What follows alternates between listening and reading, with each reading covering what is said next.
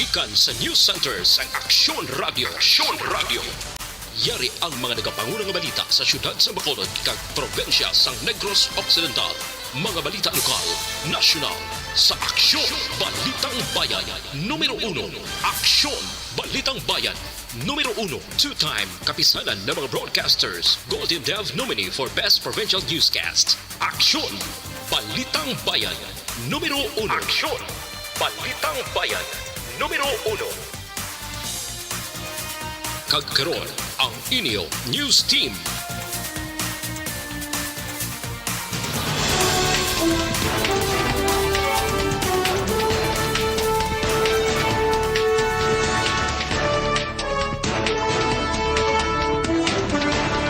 Sa mga pangulong dinalan sa mga balita lokal, babae patay matapos mahulugan sang bato samtang nagapanglaba sa suba. Isa ka negosyante ginaligar ginabdak sa banwa sang Manapla. Sa mga balita nasyonal, Presidente Marcos nagdeklarar sang napulo kadlaw nga national mourning angot sa kamatayon ni anay Presidente Fidel Ramos. Ginadoso nga pagpaiway sa tax sa honoraria sa mga poll workers ginbasura ni Presidente Marcos. Maayong aga Bacolod, mga agabalagamahin sa Western Visayas. Karon nga adlaw Martes, Agosto 2, 2022. Ang inyong news team, Aksyon Dorel Cabat. Kag-Action Boy Duran, ang mga balita lokal, pagkatapos lamang sa This is My Life.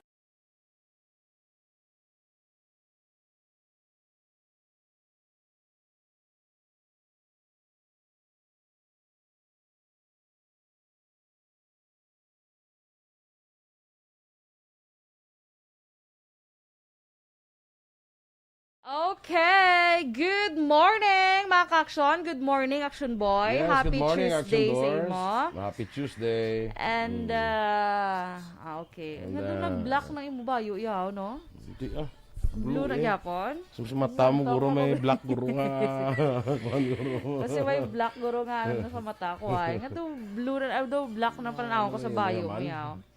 Pero actually, ang aton bayo lang taon sa live, do black. Pero, dark, ano na siya mga ka-action? Navy blue.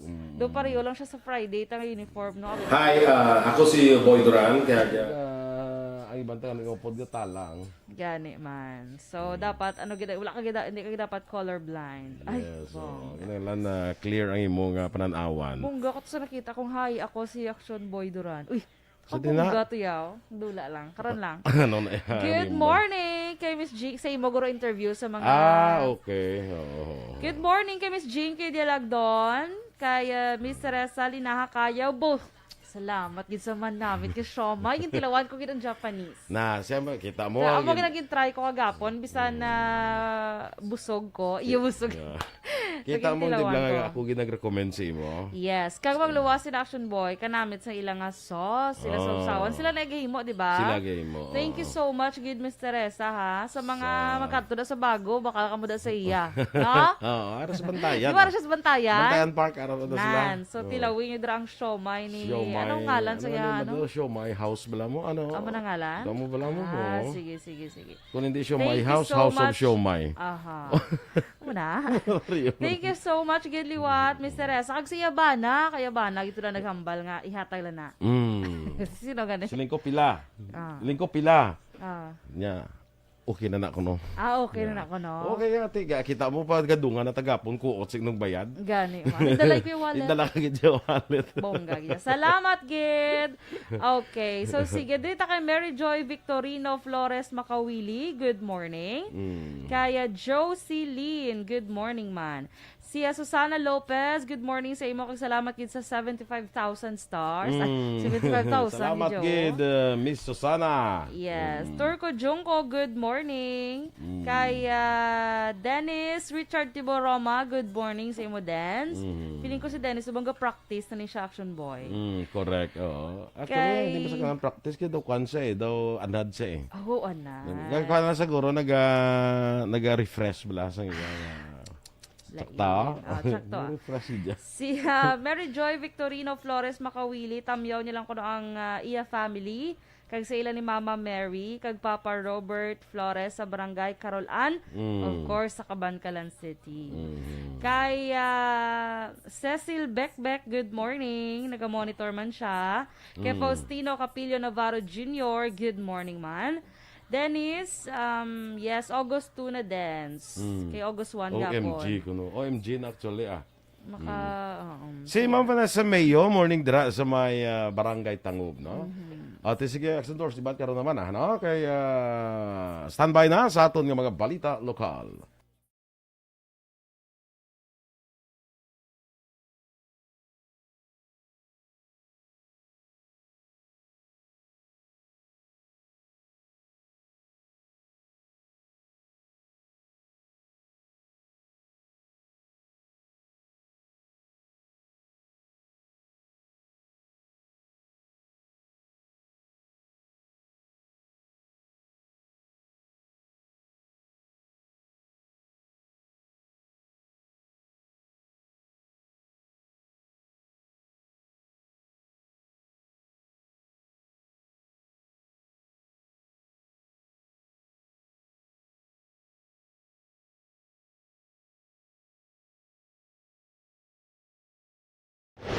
Aksyon! Balitang Bayan, numero 1.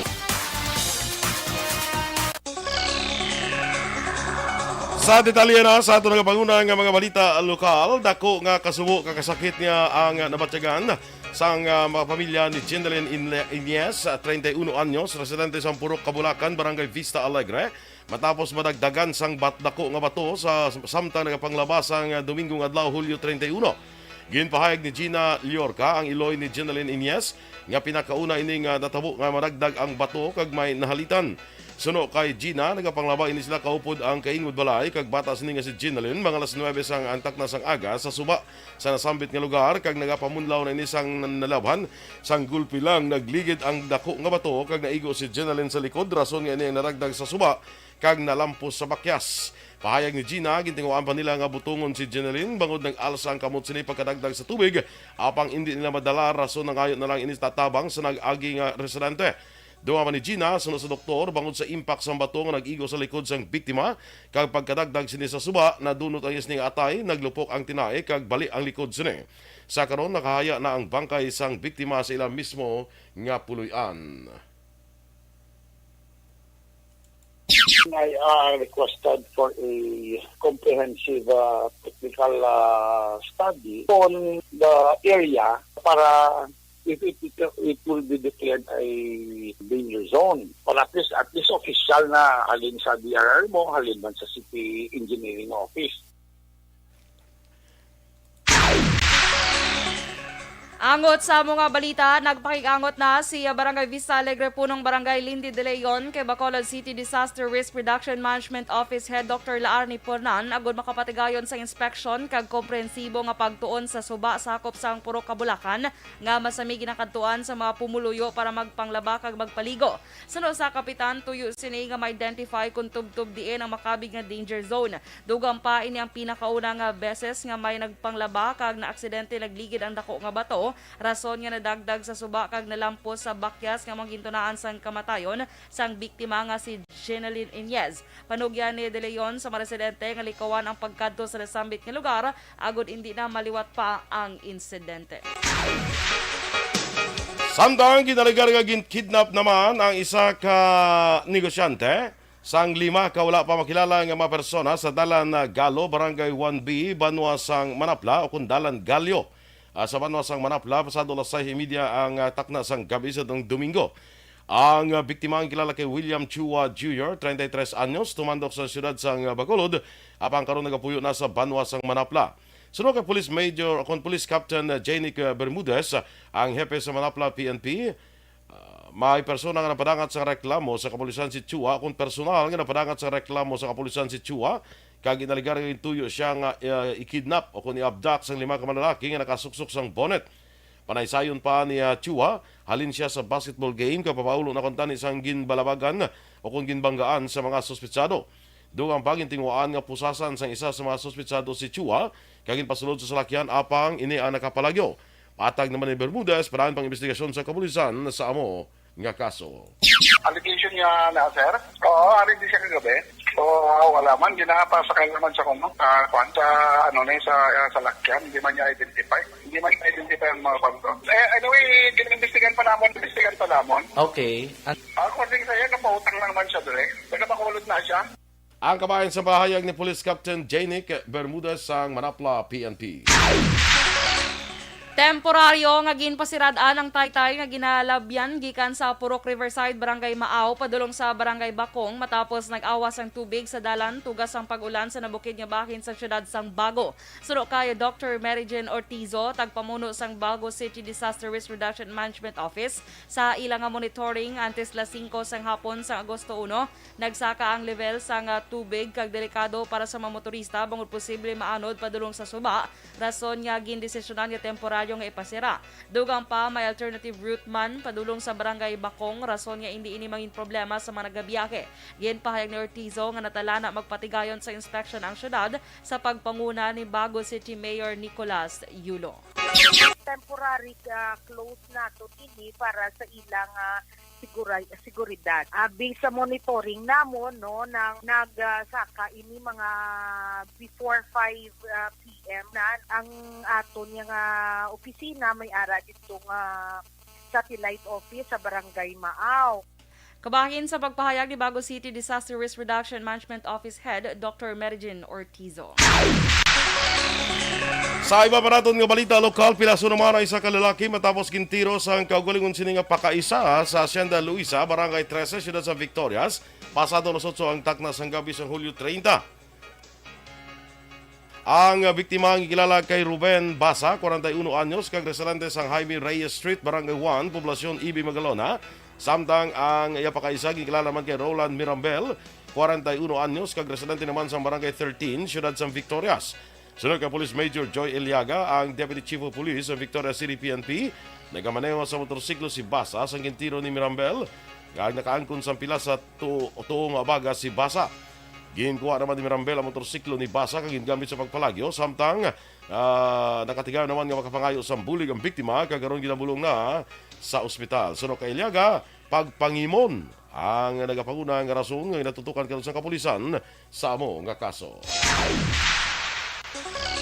Pilason ang duwa ka mag-utod matapos ginbuno sa gwa sang isa ka ilimnan sa Barangay 5, siyudad sang Victorias, las 5 o kung las 12:05 sang kagahon sa Hulyo 31. Kag ang biktima amo sanday Jerry Boy Aranego, 18 anyos, kag Carlo Aranego, 21 anyos, kag Lunsay, residente sang Hacienda Caridad, Barangay 14, siyudad sang Victorias. Samtang suspect ang ginkilala naman kay Tito Malakaw, 34 anyos, sang Barangay Mansilingan, siyudad sang Bacolod, kag nagatrabaho bilang isa ka construction worker. Sunod kay Police Major Joy Eliaga, ang Deputy Chief of Police ng Victoria City Police Station, temprano pa nagsugod na sa pag-inom ang tatlo kung maimbulbado sa krimen. Mahimo nagsinuyaay ang mga biktima kang sospetsado rason sa isa ka o kung bangod sa isa ka babayi. Lipod sa hibalo sa mga biktima nga sila ang ginbantayan sang suspect sa gwa sang ilimnan kag didto ginbuno ang mag-utod nga Aranego. Pila sa naglain-lain nga bahin sang lawas ang angkon sa mag-utod kag karon ginabulong sa Teresita Lopez Halandoni Provincial Hospital sa siyudad sang Silay. Ginpasidong ka naman ang pila ka mga personal sa Bacolod City Police Office kadungan sa ika-27 nga culmination sa Police Community Relations sa bulan sang Hulyo kag may tema nga ugnayang pulisya at komunidad tungo sa mapayapa, maayos at maunlad na pamayanan. Nga ini ginhiwat kahapon Agosto 1. Nakabaton sa pasidungog ang Community Affairs and Development Unit personnel sa BCPO nga nagatag sa ilas ning parte sa katalagan sa nasambit nga selebrasyon. Kag niya sila mo sa Police Captain Elmer Bonilla, Station Commander sa Police Station 7, kag Police Corporal Gladys Mancinares sa Bacolod City Mobile Force Company bilang Best CADU PCO, kag Best TDADU PNCO, kag Police Captain John Christopher Masangkay, Hepe sa Police Station 5, mangod sa accomplishments ni batok sa illegal nga droga. Ginpanginbulahan man ni Police Colonel Thomas Joseph Martir ang mga awardees, kag encourage ang mga personnel nga magtrabaho pagid sang maayo ug mangin malapit ang kapulisan sa pumuluyo. Hindi pa matumo ni Police Captain Elmer Bonilla, ang hepe sa Police Station 7, ang motibo sa pagpatay kay Alex Soberano, 51 anyos, nga pumuluyo sa United Roadside, Barangay Tangob, Siyudad sang Bacolod. Nasapwan ang patay nga lawas ni Soberano nga nalubong sa idalom sang NGCP Tower sa Purok Katilingban, Barangay Vista Alegre, Siyudad sang Bacolod. Nagligad nga aga sang Hulyo 31. Suno kay Bonilla, ang biktima ang ginabdak sa Hulyo 22 sang gabi sa Silay Airport kag ginkarga sa salakyan nga Innova. Apat ka adlaw nakaligad sa gin-report nila sa Silay City Police Station ang insidente. Suno kay Bonilla, bago lang nag-abot halin sa Manila si Soberano sang ginsugat sang bata ang iya amay. Suno kay Bonilla, hana pa nga lagson sang bata sang biktima ang salakyan padulong sa Barangay Concepcion, Talisay, apang wala na niya ini maabtan. Dugang pa ni Bonilla, walo pa lang kabulan nga nakagwa sa National Bilibid Prison si Soberano sa kaso illegal drugs sang matabo ang insidente.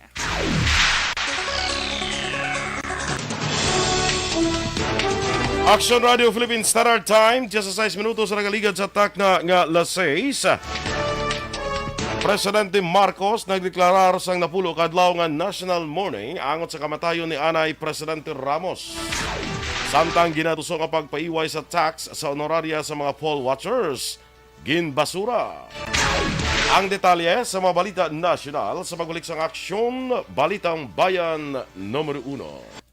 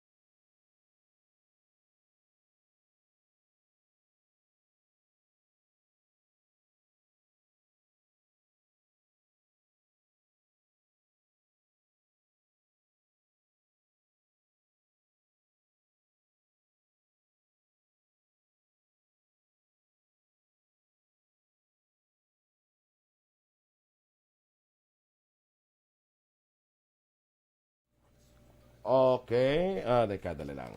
Felix Gart, may agad na sa imo sa La Granja, La Carlota. No, si Jeff Villasor, Arthur Jeff Villasor, morning sa imo from Miss Jinky de Alagdon. Sa kay, of course, kay Ma'am Van, kay Dr. Matt Mayo, kay Gianna Fical, Ako Moraine, Alma Oligon, Christine Manalo, Angelica Lape. Good morning sa inyo from Miss Jinky de Alagdon. Morning man kay Christina Maglantay, Sandra Bermilio, Ricky Baganya sa Orchids Binubuhan. Sa taga Binubuhanda, good morning sa inyo. Kay Athea Kim Eriman, ating morning si Moteng. Nadali na lang ting ha. Practice na lang ang daan mayo. Yan ang lan si ating ma-perform yun niya.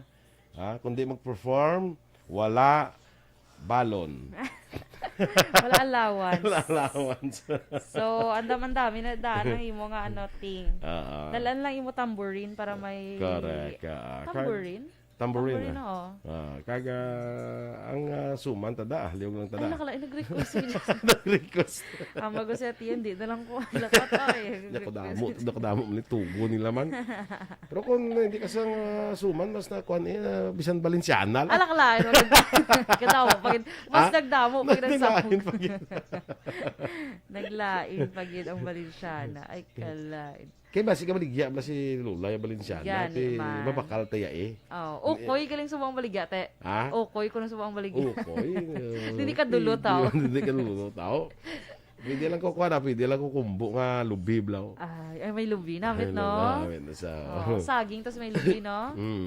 Ay, sarap. Dugay na ko na wala kakao na boy. Sino yan makaluto? Sinaman. Iya, wow. Sino yan makaluto? Kay Kagawad Melchor Baroka Rumbines, Gawad, morning Ay, sa good imo daligoan, morning. ha, sa may Barangay 1 sa Hinubaan. Yes, may aga. Oo, sa kay Emilio Morena, Mayra Toquillo sang Lunoy, Binubuhan, halin kay Cecil Bikbek, kay Joe, kag kay Lulit di Alagdon, Kirinda Villaflor, kag sa pamilya dira ni Miss Jinky, good morning sa inyo dira, no? Rochelle Fulgencio Susana, maing agaman, kag Evelyn Sinaon, gamon ito rin sila ni Lani kag Lenny, hulag ay, sang purok gaysano sa barangay Alihis. Sige, go. Ramelina, good morning. Araman si Che Zamora, good morning. Si Doy Arthur, good morning sa imo. Kay Jonah Carion Penuela, good morning. Patamyo ko gali ang akon family. Si Carion Ortega Lagine sa Barangay Carolan, sakop sang Kabankalan. Good morning dira sa inyo. Si MJS Candido Hildore, good morning man. Sa tanang listener sa Action Radio, si Ma'am Vanessa Mayo, winatamyo niya, Milili Oligo, my batchmate Simeon Ronquillo, good morning. Kay Maverick Anthony Diaz, good morning. Dra sa Maya Patria Village. Uy, good morning sa inyo. Kay Enrique Caballo Subaldo Jr., good morning man. Joel De Tomal, good morning. Si Christine Menyes Villalobos, good morning sa imotin. Dra sa May DSB. Kay Angela Gayondato Castillo, good morning man. Kay Miss Homa Lomena, good morning. Mary Joy Victorino Flores Makawili. Tamyan lang ko si... nabasa ta na ni Kagina. Miss Ana Sinoro, good morning. Nonoy Russell Ulitan, good morning. Si Atia, nakahambal na ko kay Lola sang suman, maluto lang sa kuno sa Saturday sang aga. Ay, nakala. Way patagali ka hambal, nakahambal sa kay Lola. Ya. Lunahan nila tayo gali ya. Ulat mala na hiting sang instruction. Ay, kalay. Ulat pala na instruction ting, di pala mag... Hindi pala mag... Hindi, yung pa yung niya kang dagay para may rason niya tagam siya balon, magpulit. O kung may rason sa kay Lola niya, para wala, makalakat idulo siya. yung suman. May madulo ko sa ilan nila sa suman. Stop. Idulo mo pa sa bala. Wala. Ikaw kay may imang pag inadulo pag... Umdan talang ka. Kita ang dulong committee. Sige. Kala. Sa kay Migo ko da Clem del Castillo sa Bago City, ang curator da sa nga museum bla sa Bago City bala. Good morning. Good Nanda, morning. sa taga Bago City. Morning na sa imo, Migo Clem. Kumusta ka na? Tanan nga mga nag-aubra da sa City Hall sa Bago, kay mga listener tayo na tanan. Yes. Di ba may na-meet ato gani si si Miss to ngalan niya nalipat ko Sa din ta na-meet? Itong nanaog na tabla sa Dalom sa ila to nga. Din talent. Sa Babaw, sa City Hall. Oo. Tapos nanaog tada sa Dalom nila, sa ilang tawag na dahil hindi ko familiar. Kaya ba dumay sila dumay program to sila. Sa ila community center? Siguro Oo. Hindi ko daw familiar sa City Hall sa Bago Basta si Kuan Pagida sa taga Comelec dira sa Bago City. Good morning sa inyo, no? Nga din tayo nagkadto sa Bago, nagano to? Kaya to balang upod ta ni Joanna. Kung nagkaon ta, upod ta nila ni Miss, Yes. ano, Oo. nila ni Oo. Miss Romela, Teacher correct, Romela, correct. kag ni Ma'am Luing. Correct. So, ipanyagahan to ba nila sang manamit yung mga seafoods. Ay, correct. Yan nakapit ato ba sa City Hall? Doon So, dumago na. dito. Melinda Demirin, morning man. Kay Connie Laparan, kag Ruel Hepilga. Good morning. Why ko sa abi ilikuan Ay, na. ala, nagambal ka mo yung galiduan ni Action Eden. Ay, kalayo kay Action Boy. Nalipat-lipat. Nagtugon ka mo. Kalain Action Boy. Nagambal kami nila. Why siya ko nukambal. Tali ko, why ka mo yung nagambal. Kamu galiduan ni Action Eden. Ay, kalain. Ang lain kayo duwala si Action Eden sa Sabado. Hindi siya Hindi naman siya makaagom sa... Why kaya? Ang waay, gali waay. Hindi mo na sa yabay. Sa mga ari lang ka dumdum ka na sa kwan. Dumdum Sa ka mga kay ari Migot na Jonathan. Ah, Yung Granada. Yung ari lang may na nakahingagaw si Dora. Shot. Sige. Sabad. Si Melinda, Merinda. Good morning. Ade Merin, gali, good morning. Tapos sa si Ma'am Loing Melo Saraman, no? Kasama Morning. si Ma'am Luing. Roel Hipilaga, Talisa. Kay Indring da, morning da. Standby na kita sa mga balita national. This is My Life.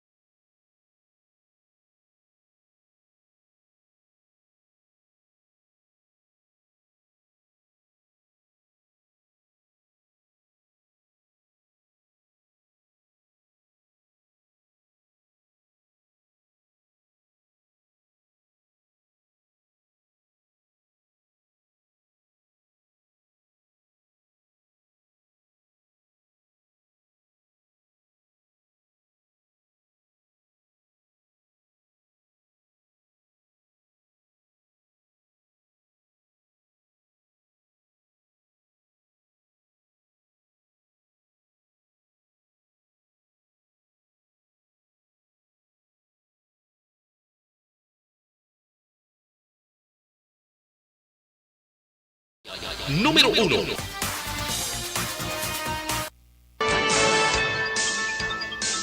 Action Radio Philippine Standard Time, las 6:29. Detalye na sa mga balita nasyonal. Nagdeklarar sa napulo kadlaw nga National Morning si Presidente Ferdinand Bongbong Marcos Jr. matapos nagtaliwan si anay Presidente Fidel Valdez Ramos sa Proclamation number This 2022, mag-aumpisa ang National Mourning sugod sa adlaw sang ginanunsyo sa pamilya Ramos ang pagtaliwan sa anay presidente. Adlaw sa Domingo, Hulyo 31, nagtaliwan si Ramos bangod sa komplikasyon sa COVID-19. Naevaluaan base sa Chapter 1 sa Republic Act No. 8491 kung Flag and Heraldic Code of the Philippines, ang bandera sa Pilipinas ang dapat naka-half-mast sa tanan mga buildings kag lugar sa gobyerno.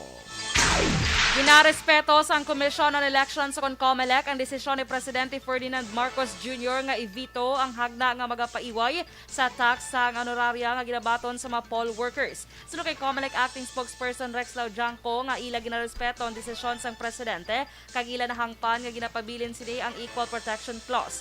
Dugang pa sa pihak nga ginveto ni PBBM ang hagna liwat sila magasumiter sang panibag-o nga bill apang may maikonsiderar kag may mapahayag nga kakason kag dugangan.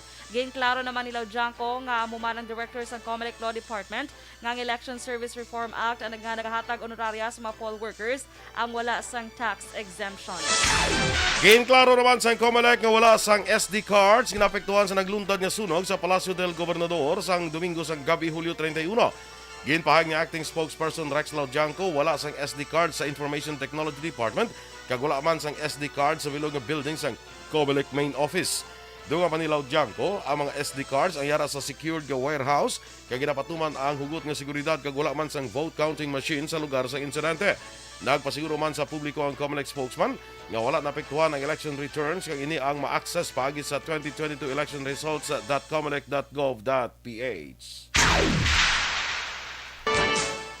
Gin-appoint ni Presidente Ferdinand Marcos Jr. si Lieutenant General Rodolfo Azurin Jr. bilang Chief sang Philippine National Police. Si Azurin ang graduate sang Philippine Military Academy makatao class of 1989 nga kag nagatrabaho bilang commander sa Northern Luzon Police Area ang ginabugusan sa Ilocos sa Region 1, Cagayan Valley sa Region 2, Central Luzon sa Region 3 kag Cordillera Administrative Region.